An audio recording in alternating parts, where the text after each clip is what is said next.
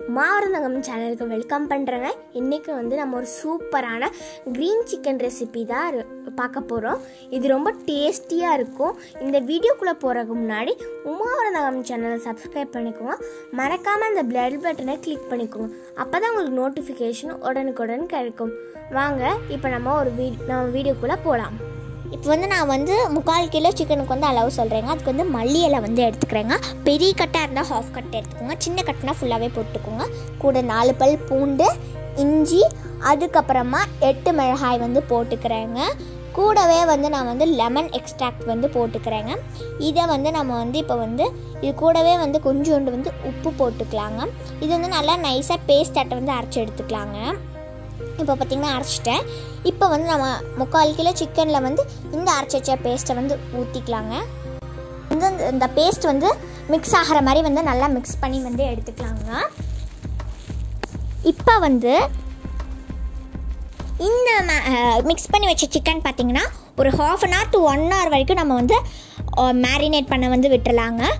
அதுக்கப்புறமா ஒரு கடாயில் எண்ணெய் ஊற்றி அதில் கிராம்பு, பட்டை எடுத்துக்கலாங்க. அது கூடவே நம்ம நல்லா சாப் பண்ணி வச்ச வெங்காயம், பச்சை மிளகாய் ஆட் பண்ணிக்கலாங்க.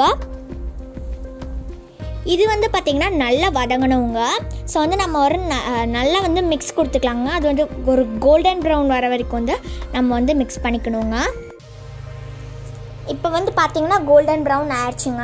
இது கூடவே நம்ம பார்த்திங்கன்னா நம்ம மேரினேட் பண்ணி வச்ச சிக்கனையும் இது கூட ஆட் பண்ணிக்கலாங்க. அதில் வாட்டர் இருக்கும், அதையுமே உள்ளே சேர்த்து நல்லா மிக்ஸ் பண்ணிக்கலாங்க. ரொம்ப ஜென்டிலாக மிக்ஸ் பண்ணுங்க.